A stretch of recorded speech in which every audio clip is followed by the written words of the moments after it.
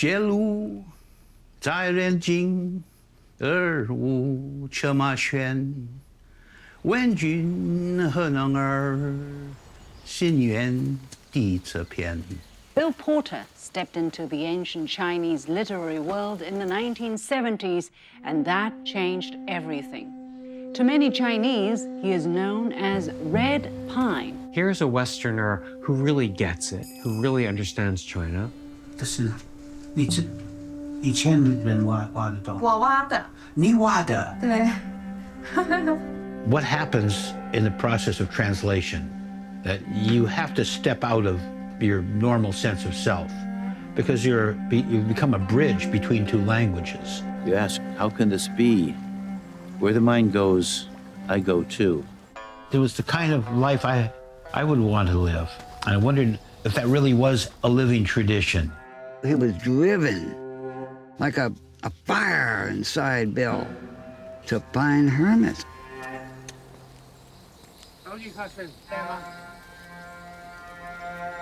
Didn't know how we were going to go about finding hermits, so I thought, well, we'll just go into the mountains and start walking, see what happens.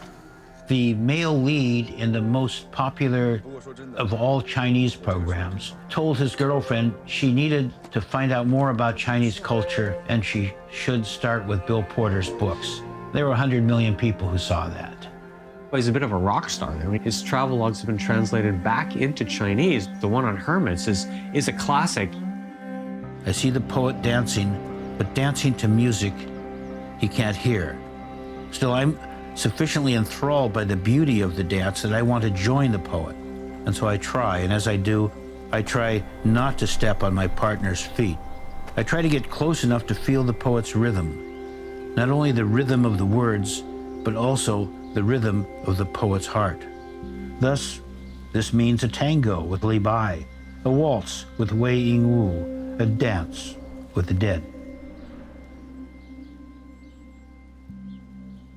Hello, hello. Those of you who are joining us live as a Q&A with Red Pine and Spring Cheng and me, Ward Serrill. We're going to just take a couple moments here as people join the session and come on in, come on aboard.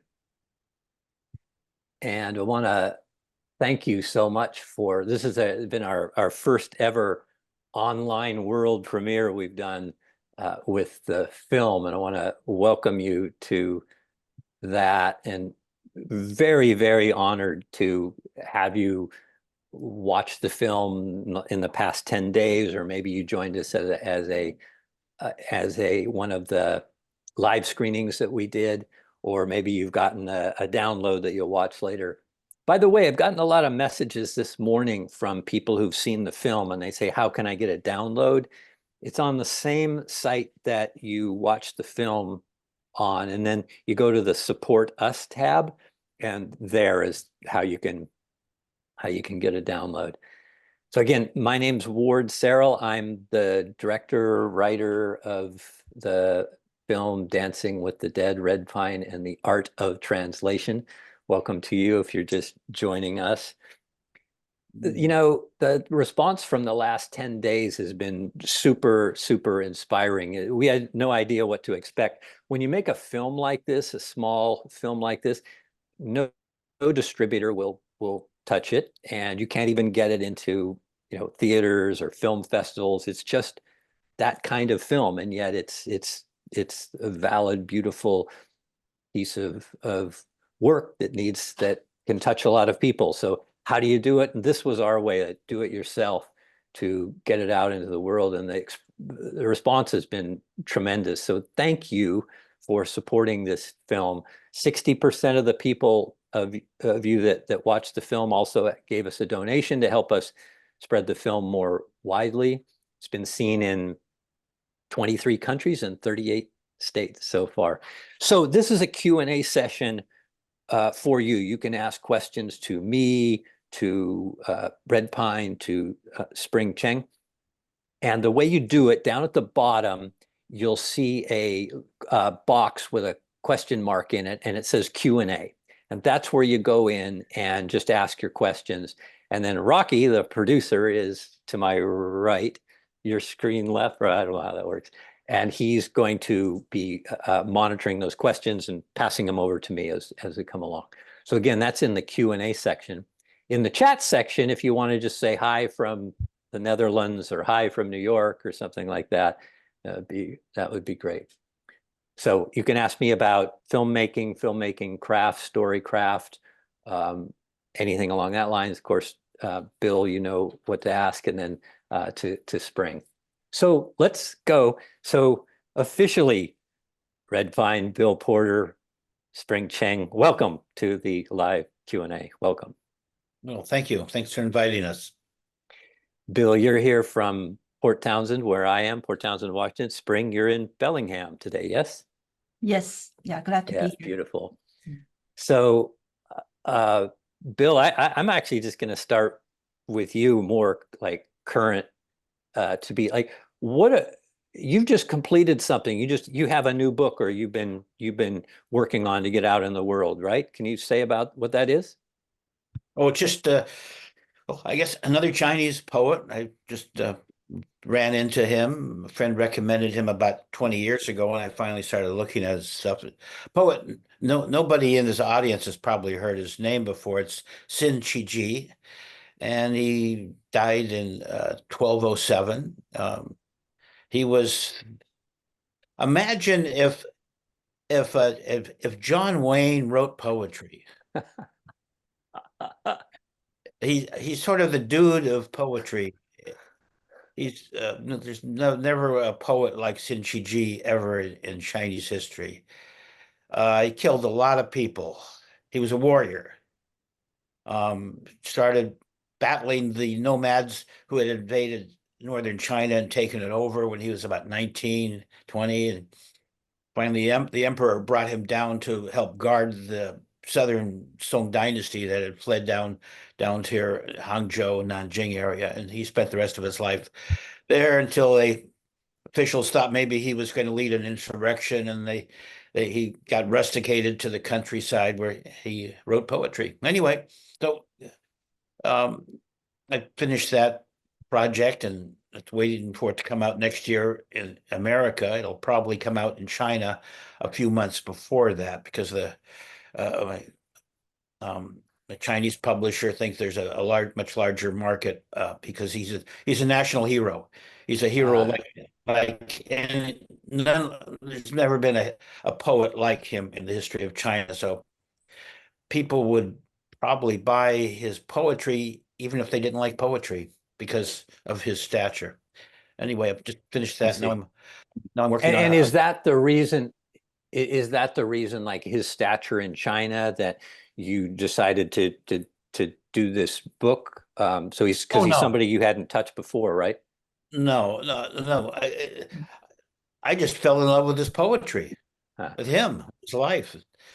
That's sort of how I run into people when I hear their heart, and I just have to sing along with it. So I'm reminded of this great moment too, when we were filming. One of the most touching moments in the film, really, when you were in the rare books room in Taiwan at the National Library, and you touched the actual manuscript of the first manuscript of Stonehouse's work. But you also noticed, you said at the time that it was also bound with like 5 other poets that you hadn't even heard of, and you said, yeah. You said, wow, I got to find out who these people are. Maybe I'm not done translating, So Yeah, it's true. You're still discovering new poets.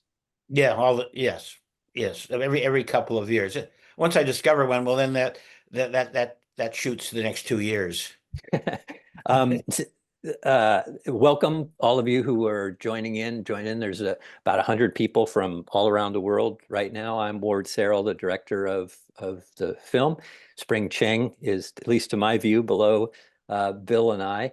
And I did want to mention, because of the super great response from around the world, we've extended the viewing period until October 6th. So that's a week from today.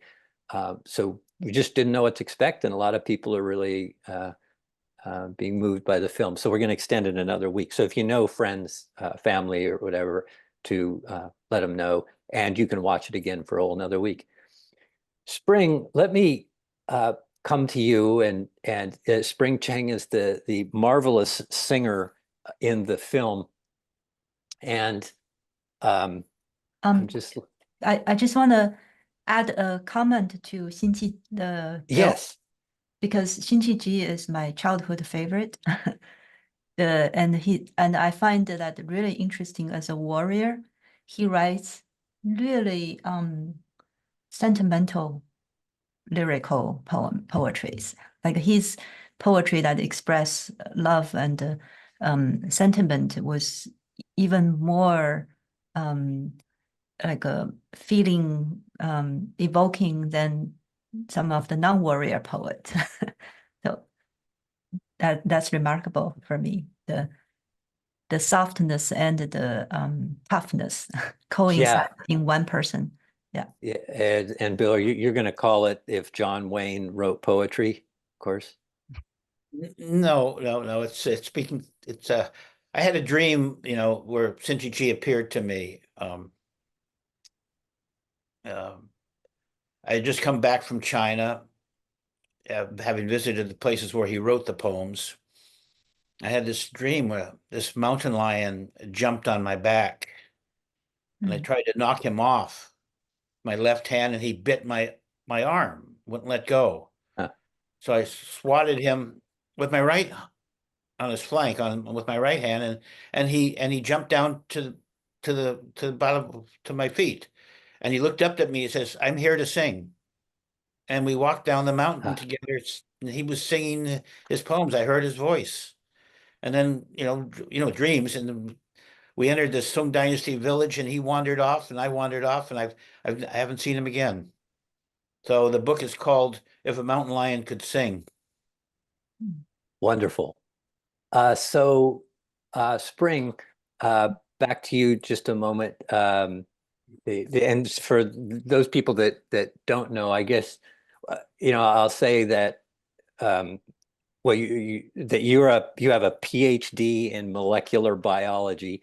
You were a cancer researcher at Fred Hutchinson. You used to run a Chinese acupuncture clinic as a Chinese medical doctor, and you now run a PhD program for leadership called Living Resonance Institute, and you have this beautiful gift of singing. And I think I'll be brief with a story I've told in all the live screenings about how Spring and I really magically came together.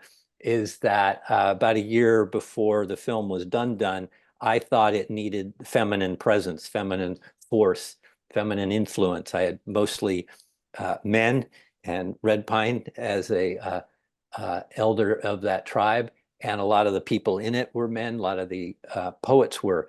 So I had this idea that, well, maybe I could find a singer to sing the poems into the song, right, into the film. And as time went on, I just thought, no, that's a stupid idea. Like, this voice will just come out of nowhere. And I let it go. And then I was at a dance retreat up on Orcas Island, Washington, and there was a sharing of the participants. And one of the people that stood up said, "Many of you know that I'm Chinese, but few of you know that my calling is to sing the songs of ancient China back into the world." And I was shivering all over, and Spring Cheng was there, and I go, "How did this happen?" And we spoke later, and decided to be in the film. And so Spring's beautiful presence and voice. And I want to read this, Spring, and then I have a question that's come in from an audience member. You say, "As if directed by an unseen hand, Ward's artistry of movie making and my musical expression matched each other in a loving embrace. Everything happened as if being orchestrated by an invisible hand weaving threads of mystery." That's lovely. Thank you. So here's a question that's come in from Alban, and he says that it was mentioned that Chinese poetry was originally sung, as we can't replicate the Chinese dialects that the ancients spoke in, I'm wondering how speaking the poems in modern Mandarin affects the rhythm and feel of the poem compared to how it was originally supposed to sound. Is this something that's taken into account when singing ancient poems today? So I could almost distill that in a way, Spring, by saying, you know, where do you go to hear this music of this ancient poetry? And Yeah, thank you. Thank you for that question. I think like just a little bit, you know, my background, I wasn't formally trained as a musician. I have a teacher who taught me how to compose and sing when I was 41. And before that, I never like had any musical training. So for me, I approached music as a healing journey because I really felt something was missing in my life. You know, I was born at a time when there's a severe breakage with my heritage, and I really needed something to nourish my heart.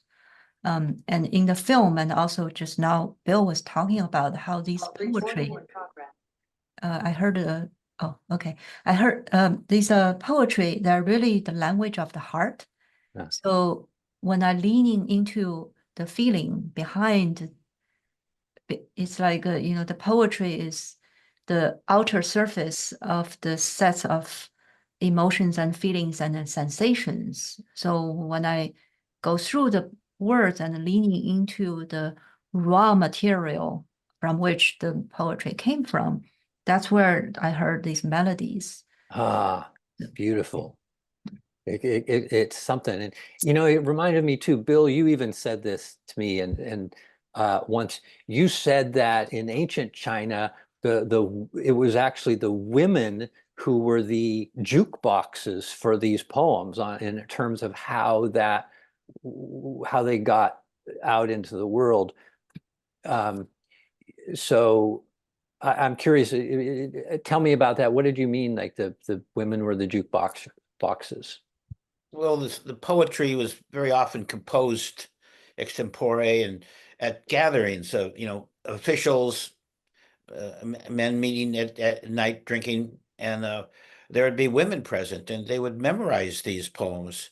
But the men were always changing. That is because officials weren't allowed to serve any longer than 3 years in any one post, and often it was even shorter than that. So they were leaving, and these women entertainers in that particular town, they would hear the poems by different officials, and they would memorize some of them. I mean, and of course these poets would write them down too, so they could get copies, handwritten copies, and copy them among themselves, so they could play them, and you know, with maybe a peepaw or a zither accompaniment, or even a flute. But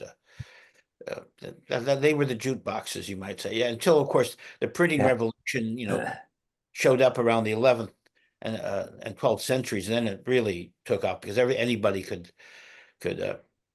get all of Li Bai's poems, and then of course even poor people could get materials like that. You know, it just gets me to think, you know, to Spring, that these women performers or translators of music back then, perhaps there wasn't a melody for each poem, that they did what you did, what you're, you know, which is they felt the poem and created that melody. And you know, you being really a modern representation of that ancient line of practice. It's really stunning. I would, you know, we're not talking about like historical archaeological evidence. We're really just talking about how we relate with our ancestry heritage through resonance, what feels right. So what you said feels right. I do feel like I actually once had a visioning journeying kind of thing, and I find myself as a singing, you know, the thing is actually at that time, these women are actually at they're usually young girls snatched from like poor families and being they are at a lower run of the social status. So I actually once had a journey that I find myself living a life of those girls. I was quite shocked actually that Yeah. I have such a probably one, if you could have, one could have say I may have a previous incarnation, and I'm really embodying it in this one. It's really lovely. I want to get to some questions that have come in. If you would like to ask questions to me, Red Pine, or Spring, just write them in. Here's a couple for you, Red Pine, that you can defer till later if you want. There's two that are related. This is pretty broad. For Red Pine, what poem comes to mind as being particularly enjoyable to translate, and why? And someone else says, Red Pine, is there one of these current poems from your book that you could recite? So maybe you could do that. I don't know if you wanted. So let me go back to the first one. What poem comes to mind as being particularly enjoyable to translate, and why? It's always the one I'm working on, which of course, and again, I don't really recite my translations much because they're always changing. I don't stop working on a translation until the publisher tells me to stop. It's time to publish. So because translations are sort of like a works in progress. They can always be better, or they'll be different tomorrow. And so I never memorize anything. This gets me to the question, and help me if I'm naive here, but Chinese language is more pictorial based, right, in terms of its symbols? No. No. So I've always thought that the symbology of a Chinese character was a visual representation. Well, that was an idea that was promulgated about over 100 years ago by people like the imagists of Western poetry, Ezra Pound and so forth. There were people who Westerners starting to learn poetry, and there's a couple characters that look like something, but you're talking about less than 1% for sure, maybe 1/100th or 1,000th of a percent look like something. I mean, if you show that character to somebody, only 1 in 10,000 people are going to be able to tell you what that character is for most characters. Let me ask this then. Why in Chinese, it seems to me, there are many more interpretations or translations of poetry? It seems, for instance, you can find 50 versions of Cold Mountain poems. And I don't see that with like Pablo Neruda or Rimbaud or Rumi. I mean, there's some, but it seems to me that Chinese has a much broader form of capacity or ability to interpret it. Well, it's because, especially Chinese as used as poetry, there's not much there. There's a line there's not necessarily a subject. There's not necessarily a verb or object. Just about, say, most characters can be multiple kinds of parts of speech in our language. They don't have to have, there's no time element. They don't conjugate verbs. They don't decline nouns. There's no gender. And again, it doesn't have to be a subject. So a translator often has to decide, am I going to use I or you, or just leave that issue alone? So, and again, these connectives, they don't have to have connectives like here, like in on the mountain. They don't have to have on the mountain. They just have mountain, and then use. I see. And because of our language, we sort of like to have these connectives, these prepositions, we call them. So there's that issue, and of course time. Is it present, past? You're going to use gerunds? It's very open-ended. In Chinese, it's not specified. Got it. But it's up to the reader to reimagine it. Michelle asks me, I'd like to hear more about the film's origin. Why, how did I commit to the project? So that came about, there's kind of a couple levels to that. One is on the most basic level, the producer, angel of this film, Rocky Friedman, we had produced The Bowmakers together, a previous film, and he said to me before we're done, want to do another one? And I said, sure. And so that's really when I came to understand that a film with Bill and on Bill was available, and so we went to see him. And I remember this really well. We met with you, and you said, okay, in terms of doing a film. And then at one point, Rocky asked you, why did you say yes? And you just said, well, I like you guys. And it's been that simple. I mean, I love that, So, so that's the first answer. And then it turned out from a subject matter, the film touched very deep places in me and my path. And one of those was when I was 15, I went into an English class in Highline High School in south of Seattle and Burien. And the teacher there was a very non-linear teacher named Don Bunger. And one of our first classes, he introduced us to Lao Tzu and Taoism. And that's the only thing that my 15-year-old brain had ever seen that made sense to me, which I kind of love now, understanding that because I became an artist, that the only thing that I understood as a teenager was something incredibly paradoxical, Taoism. And so later in life, when I became a CPA and was lost in the world, I ran off to Alaska and went to find self and understanding through the wilds. And I ended up in a place called Shakra-La, which is a wizard's hut by the bay, 16 miles out of Ketchikan, and explored solitude in a way. So here was a film about the Tao, Zen poetry, and the search for Chinese mountain hermits that I feel like I could have descended from. So I said yes, yes, yes. So that's that. Bill, let me ask you this about hermits. And Spring, I'll come to you on this too. So is the hermit tradition, I mean, you discovered it in '89 and went back a number of times, perhaps most recently in 2014 to the Shangnan Mountains. But is it a growing tradition, or is it a dying tradition, this one of hermits going to the hills in China?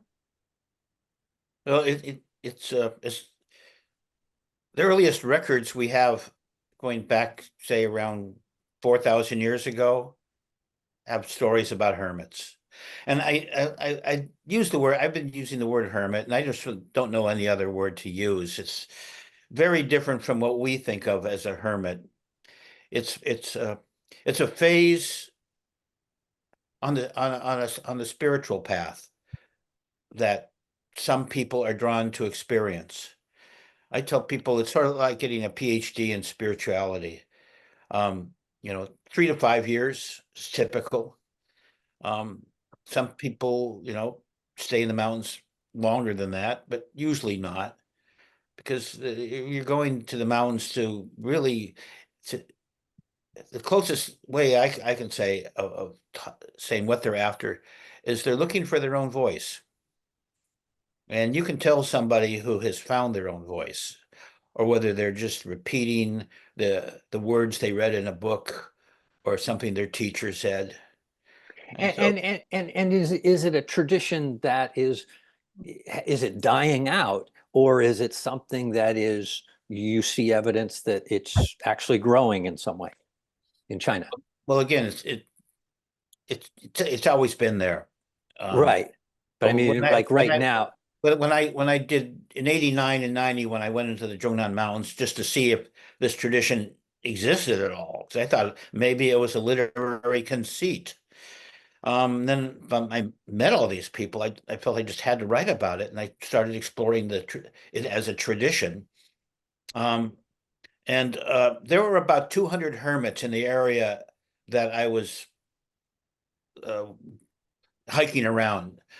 Taoists, maybe 25% were Taoists, the rest were Buddhists, and about 60% of them were women. Um, and I went back about 20 years, let's see, 30 years later with a Chinese film crew. That's in the And film, yes. yeah, and the the film company chose for their chief cameraman a fellow who lived in Xi'an and who had used my book, a Chinese edition of my book, to go into the hermit into the same area where I knew there were about 200 hermits, and he had personally filmed over 600 Wow. in the same area. And that's where we went into that mountain in the same area, and we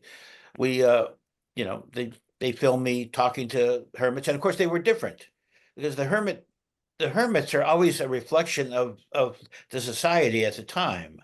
And back in 89 and 90, the hermits were what you would call devotees.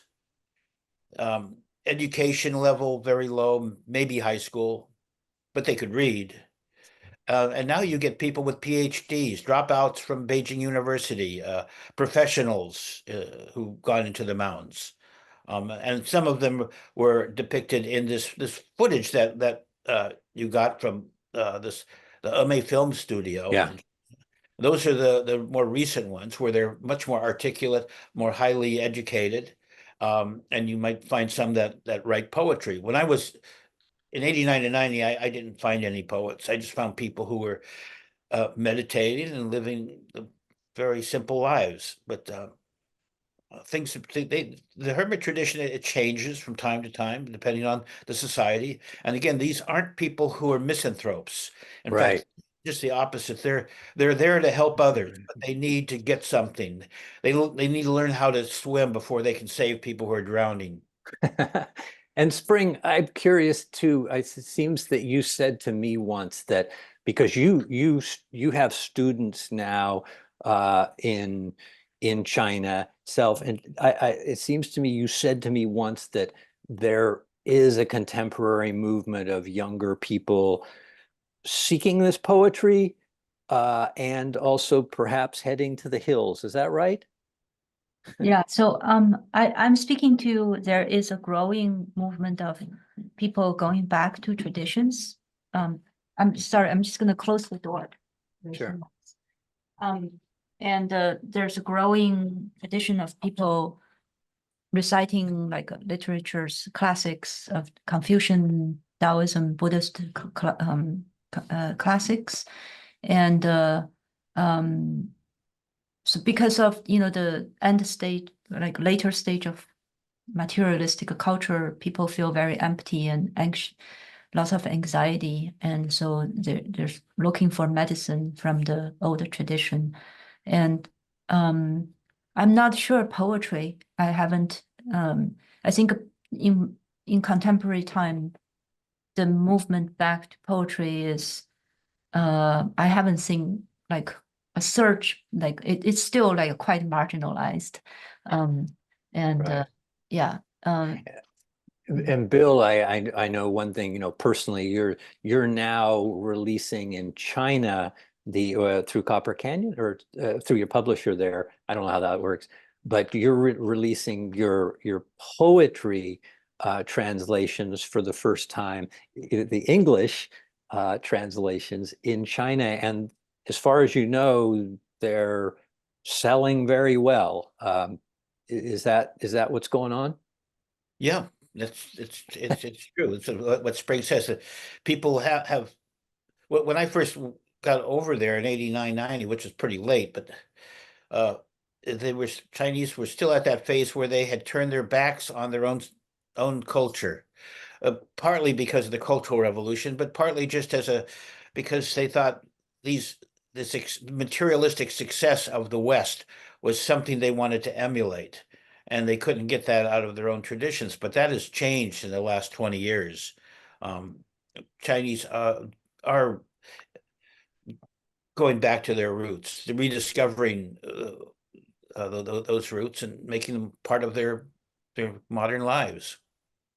Deborah asks, she's curious about the filming in the mountains of China, since we mentioned that. Was it done in one trip, at multiple trips? So we didn't film that. Bill and I and Rocky, and we tried to get into China for about 2 years, and it corresponded to the pandemic and the difficulty of getting into China these days.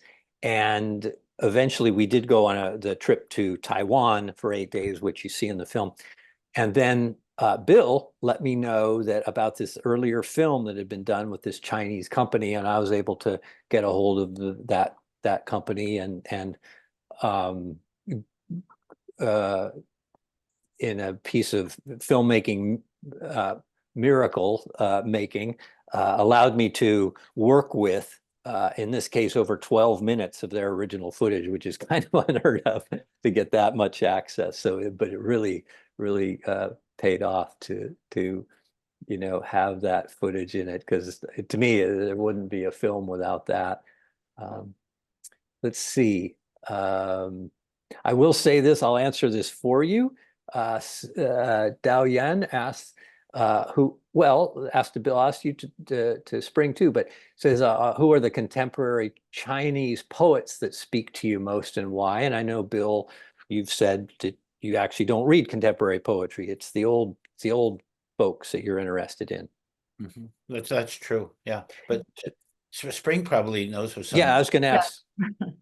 Yeah, there's actually I love modern, quite a few modern poets, like in the era of 1980s. There's these poets emerged from college campus, like Beidao and Haizi. And in today's, I was drawn to a woman. She has a palsy. She's actually has disability, and she was born from, her name is Yu Xiuhua, and she was a peasant. She has a very difficult life and hardly get education, but her poetry is just like so bursting full of life, very different than the elegance, it's almost like the feminine version of it is just, you can smell the earth in her poetry, and smell the flower and also just the rawness of the life she lived. She's very popular these days in China. I like her. Bill, I'm this is a little random, but somebody did ask me about what are you doing these days, and we talked about the book. But another thing that you're involved in is you're helping to spearhead a non-denominational meditation center here in Port Townsend. Yes. Oh yeah, yes I am. With some friends. I always wanted to have a place. Living in a monastery was really helpful for me. Spending time meditating together with other people, not just in my own living room, but just with other people. And so I thought I'd like to recreate that so that people could have that experience here in America, especially since meditation works at all levels. And so we came up with the idea of just doing not a Buddhist meditation place, but an everything meditation place, just where you just sit down and shut up. And we have teachers come in to talk about different traditions, and we bought some land, and we had a meditation hall designed by an artist named James Terrell. A little guy named James Terrell, yeah. And lives in Arizona, fellow. But so we've got the design land, and we're going to start fundraising probably when the election is over. Yeah, understood. Yeah. But yeah. It was pretty cute to probably not the best description, but I know because I am a 10-minute walk from the location. But for every Thursday morning for over a year, you and other practitioners have gone on that land to meditate, do a 45-minute meditation session on Thursday mornings, and it's been, you know, rain or sleet or hail or cold or sunshine. I love going by and seeing the little lineup of you up in the field meditating. Yeah, it's something we own the land. We want the land to own us too. So we go there just once a week. But I noticed there was a question that came across that somebody wanted to know how to spell that woman's name, the poet. Spring, could you? Yeah, I put it in the chat, but I don't think I can reach everyone. The chat only goes to hosts and the panelists. Okay, that's my thing. I'll figure out a way to share that later then. So yeah, I don't have the settings set. Could you say her name one more time? Yeah. 余秀华. So I also, yeah, YUXIUHUA. Yeah. I also typed the answer in the question and answer panel. I don't know if people can see it. Okay. Here's one, Bill, for you as well. This is from Gabriella. Do several equally valid versions or dances emerge from each Chinese poem, or is there usually one that feels most compelling?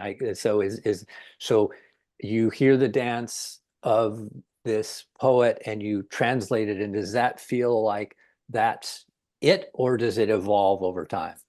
Oh yeah, there's no limit to the number of equally valid translations of a poem. They're, you know, Got it. they're different for every translator, and each translator is always changing too, depending on, because, you know, as you're working on a poem, you reach different levels of depth of understanding, feeling about it. So Yeah, I think you've said before, in order to translate a poem, you have to write a poem, and so you have to, you don't describe yourself as a poet, and yet you are forming a poem. yeah, that was a hard lesson to learn because I don't write poetry of myself, but translating it, it's taken a while to find out how to make a poem. But that's sort of, again, that's why I use the name Red Pine, because for what I do, I become more like a shaman. Mhm. It's passing through me. I could never. I tell people it's like I would never get on a dance floor by myself and dance, but if I see somebody dancing, then I want to dance with them. And so that's what, for me, translation is accompanying somebody who is already dancing. You know, we talk, obviously, the film is about translation, but really, there's a whole other part of you that we haven't, you know, really explicitly put a star onto, and that is, yes, you're not a poet, but you're a wonderful, wonderful writer. And I say that from I don't know, you have 10, 12 or more really travel logs of your journeys through China. And of course, there's the Road to Heaven, which we referenced a lot in the film. And a lot of that in the film is you reading your beautiful words from out of that book. And so I'm just putting in the note that, okay, I say you're not a poet, but you are a writer. It was a skill I picked up working for radio stations in Taiwan and Hong Kong. How's that? Well, I got hired to do local news in Taiwan at the old U.S. Army radio station the U.S. abandoned when we recognized China. And the Taiwan government didn't want to change it, didn't want to touch it because the listenership was so vast. Anyway, I got hired to do news, and but we'd also get to have these wire service stories coming over Reuters, UPI, those little teletype machines, and the news director would watch a story coming over, say Reuters or whatever, and he'd watch it for a while. And eventually he would rip off the piece of paper, and it would usually be about 2 to 3 feet long.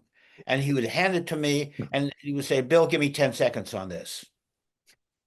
you learn to write for time, and you also in radio you learn to grab someone's attention and to keep their attention.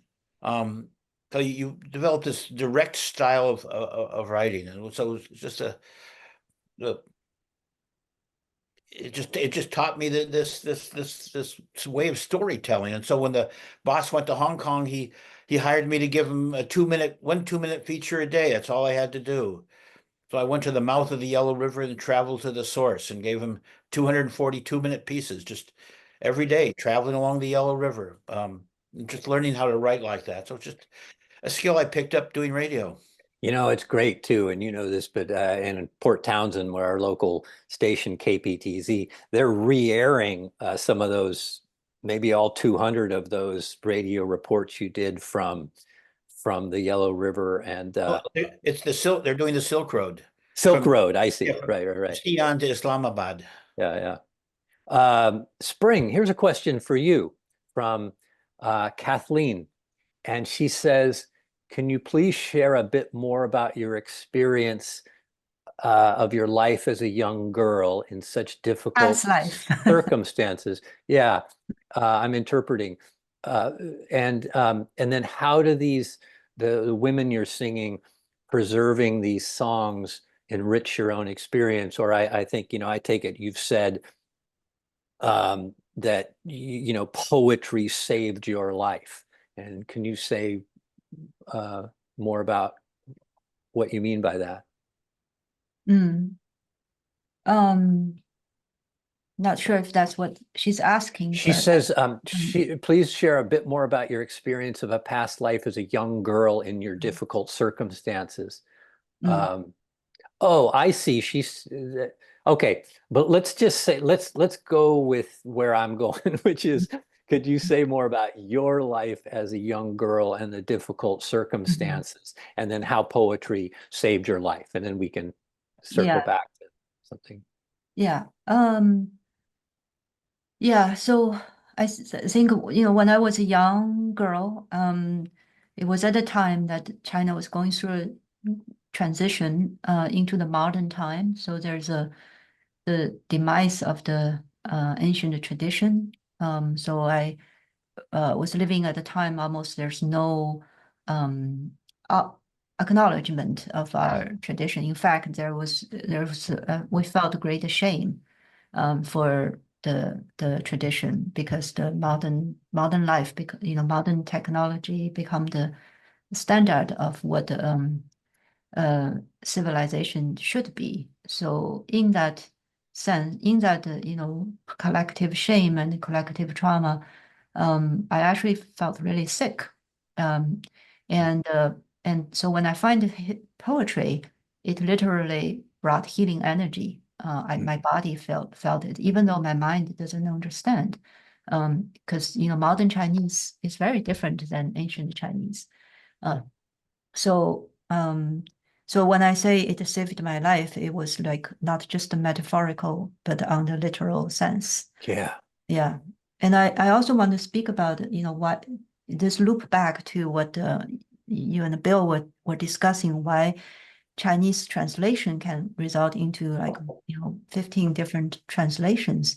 Part of it is because the meaning that it's all like our modern, if you see our life experience as a tree, our modern life is more like at the treetop, like there's lots of leaves, and because we're so specialized area, like medicine and business and politics, they completely use different language, right? So our mind is like drawn to this proliferation of these thousands and thousands of leaves. But Chinese language is, they are pointing to more to the root trunk. Like, a big tree, there might be only five main trunk, which can hold thousands of leaves, right? So that's why in Chinese tradition, mystic tradition, we have a saying that once you learn, you can be a political leader, or advisory to the king. You can do business, or you can be a doctor. So the same language structure supports all these different branches of studies. So that's the reason that the Chinese, they are talking about the meaning at a level often is actually below our conscious mind of the modern human. That's why it can result into so many different versions. That is beautiful. Thank you for that description of that. And it reminded me, like Bill, and you just mentioned, but Bill in ancient China, actually knowing poetry, reciting poetry was a requirement of many people in officials. I mean, a little different than our culture, right? Yeah, you got examined. If you want a job as an official, you were examined on your poetry. You had to be able to write good poems, extempore, right now. Not write it tonight and show it to me tomorrow, but you had to do it right there in the exam hall. You know, this speaks to Tree asks, have you ever gone back for you, Bill, and retranslated work you've already published? As a shaman, something different may pass through you at a different time. Oh, sure. Yeah, the first book was Coal Mountain, Poems of Coal Mountain, which is I was really at a loss with this concept. If you're translating a poem, you have to make a poem, because I had never made poems, so I didn't really know what I was doing. So Copper Canyon gave me the chance to retranslate all 300 20 years later. So yeah, I've done that. And Stonehouse, I've redone my Stonehouse translations. The Tao Te Ching, I've done several versions of that. So yeah, sometimes a publisher will give me a chance to redo something, and I'm always up for that, because it can always be better. Mm. Mm. Yeah, it was fascinating to me. Mike McMahon, the co-writer with we were together, and we would pick a Cold Mountain poem, and we'd read Gary Snyder's translation and then your translation, and it was so intriguing to both poems took us to a different place, and in back to what you're saying, Spring, took us down into the roots of that tree, but did it in a different way. And I just find that fascinating with translation, that's, can be that way. I also I don't want to miss Dao Yan's question. Oh, go ahead. I'm not following that. Yeah, Where are you? because I think that's a really important question. Okay. Dao Yan. I don't know. Dao Yan asked, how do you understand the saying 小隐隐于林，大隐隐于市, which roughly translate to the small hermit lives in the forest and the great hermit lives in the city. Actually, in fact, there's another third one is actually, in fact, there's three. So, Bill, I would like to hear your take too, but that's pointing to a saying in Chinese says, beginner hermit lives in the forest, intermediate hermit lives in the market, and the advanced hermit lives in the political realm. So that's 小隐隐于林，中隐隐于市，大隐隐于朝. So it actually, this loops back to the discussion previously, like we're talking about this tradition, where has it gone? So what I want to speak up to is that this hermit tradition, it's not just, people leave the world, leave the Hongchen, the red dust, and go to forest is the most visible form of hermitage in China.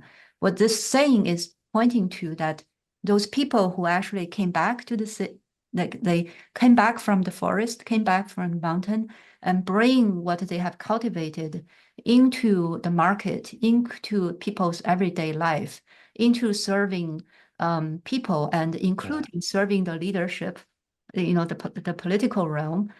They're actually even more invisible because they blend in with everyday life. They may have a business suit, they may have a job title, and they don't, it's less visible to you cannot distinguish that anymore. And that's what this saying is pointing to, is that the most advanced hermit actually lives among everyday life. So that's and to that note, I even though there are less people, this tradition is on the verge, in the midst of the materials culture, the stream of this tradition looks dwindling. But I actually have a lot of hope, because I see that people embody this tradition in so many different diverse ways that no longer look the same as before.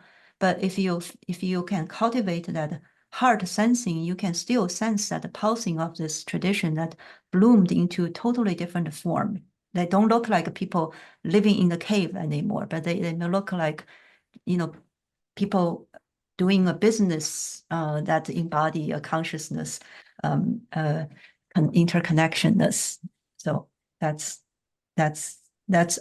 why I feel like Dao this question is really a great one. Beautiful. Thank you for that. It actually gives me a lot of hope to imagine our halls, the halls of political organizations and corporations all over the world are infiltrated by these hermits. So in Bill's word, I always loved this part in the film which he said,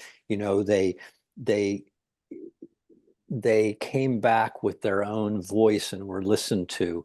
And so it seems to me they came down to help other people. And so with Spring, getting me to feel resonate with that idea too, that there it is. Like once you've been to the hills, wow, big service to jump in, big dharma to jump into the middle of the the machinery of the red dust world and bring that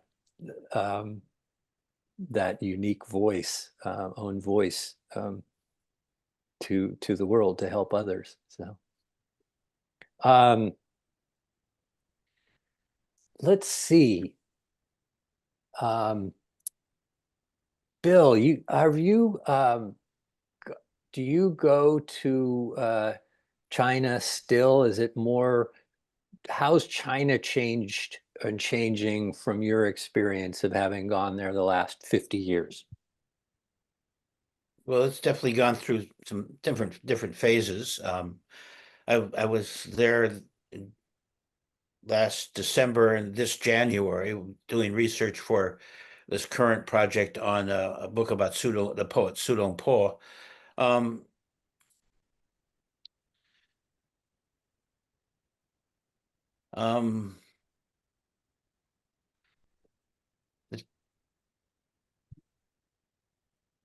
It's gotten harder to travel in China, and easier too.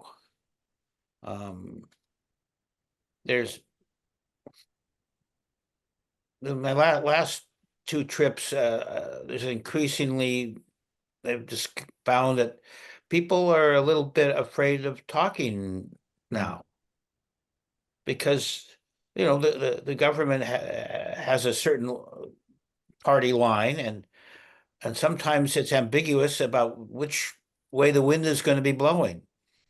And so the last couple of trips, I've noticed a distinct withdrawal. Well, of course, China began this during the Trump administration, when a lot of journalists were forced to leave China because of what Trump was doing to antagonize the Chinese. So they're going through a reaction period right now, and I hope they come out of it soon, because it was better 20 years ago, or even 15 years ago. It was more open, more welcoming, and it's become a little bit more suspicious of Western culture, or the need to be exposed to Western culture is not strong anymore. In fact, there's a negative attitude towards it now. So Things have What, changed in China lately. that's really interesting, though, too. You as a Westerner are revered there or in China and recognized by the Central Party with a special book award. I'm curious why you think a government political system as we understand it is also encouraging people to go back and rediscover some of these traditions, which in some cases are revolutionary in nature relative to what those poets are saying about, structure and government and the red dust world. So there's some radical ideas in there. So why do you believe the Chinese government might be encouraging people to go explore this material? Well, it's quite simply just an aspect of nationalism, of taking pride in one's own culture as opposed to learning more about other cultures. Um, I think, yeah, it's going through this period that it to eventually one would assume people will feel strong about their own culture and not so anxious about it, and things will open up again. But in the past, I could stay at monasteries. I'm no longer allowed to stay in monasteries, nor is any foreigner allowed to do that. If you want to do certain things now in China, you have to get permission. There was when I was traveling around China in January, visiting the hometowns, the places where Su Dongpo lived, was exiled, and at one place there was a group of scholars that Su Dongpo fans. There was a fan club, and they invited me out to dinner. And when the authorities found out about it later, the person who organized it, his blog was banned for 3 months because he didn't get permission to have dinner with me. Um, that wouldn't have happened 10 years ago or 15 years ago, but it's happening now where there's it's becoming more restrictive. And of course, the technology, the facial recognition technology, the technology whereby the authorities know where you are at all times because you have a cell phone, allows people to feel a certain level of anxiety. And that's why I say that as a result of this anxiety, people just don't want to talk anymore. Mm. To me, other than just say hello. I mean, they're not unfriendly. They're not open right now. I get some kind of hopefulness, if you will, that at least this ancient poetry and the roots of this poetry are being exposed to more and more people because it really I mean, that poetry found you as a young girl and it was the underlying material that gave you hope and some bell tone deep in your soul that said there's a reason to keep going. And so I'm just hoping that I imagine that is still as true for people today in difficult situations as it was for you back then. I want to say too that just to that point that as a filmmaker, what I was in service to was to serve the underlying material that the film was about, which is the poetry itself. And in that, I found that I was in the same game as Bill, who was in service to this ancient work. It's underlying all of the work that, at least the translation work that I see Bill doing, and Spring as well, giving service to the underlying poetic beauty and power of this work. And so I even as a filmmaker, I find myself as a translator. I translated, Bill's story into a hopefully entertaining and thought-provoking journey. But really, that's not Bill's story. It's my interpretation of some stories and material that Bill shared with me, and I interpreted that or translated that into a film. So we're all translators in this business. Yep. So I'll just say I think It's a good translation, Ward. Thank you. I think we'll bring this to a close now. I want to say a few things more, but I also want to say to you, viewers who have been here, thank you so much for seeing this film. We've extended the watch deadline to watch the film for another week. You can see it more. People have been asking how they get downloads. That's in the Support Us tab of that same site you saw the film on. And maybe I'll think of something else, but that's it. And I just want to thank you, Spring, from the depth of my heart. It was been beautiful to tour with you around San Francisco and Seattle and Bellingham and other places we've been, and to hear you sing. My gosh, maybe we should ask you to sing right now. I'll see if you're up for that. But I want to thank you for your presence and your willingness to bring forth the beauty and power and wisdom that you are finding in your own life. And thank you for your willingness to artistically explore this material and bring forth such beauty into this film. I always get teary when I hear your voice in the film, so thank you. Thank you. Yeah, that's my honor to be part of this.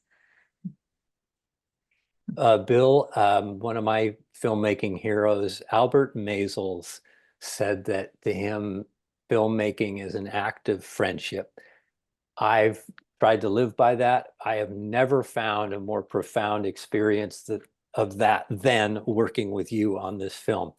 It is as easy now as it was when we first met, and it's been just a privilege and it's just a joy, and it's been fun. It's been fun to make a film with you, and Fun for me too. yeah, it's really great. It's just the best, and so I want to thank you for inviting me on this journey and helping me learn to drink lots of oolong tea and to watch reruns of Gunsmoke with you. Oh, thank you. I didn't put that in the film, all right, that you watch Gunsmoke. So Yeah, you still among have other things, yeah. you still have a private life. I don't know, Spring, does it feel right to end with a song? Sure. Yeah, I can sing a song. I'd be honored. We'd be honored. Is this, do I need to turn my original on? Yeah. So what do I need to turn the musician song? Well, That just got scratchier, what you just did. we just got scratch here. Okay. Yeah. So, okay. That's better. Okay. So I'm going to sing this song that has brought Ward and I together on that dance retreat at Orcas Island. This is the song over the poem written by Li Bai, when he was called back to the capital to serve in the court after his exile. This is his writing about his journey along the Yangtze River as a way to express his inspiration and ambition and just his passion for life.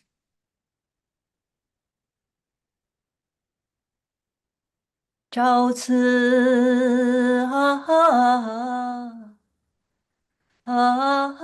白帝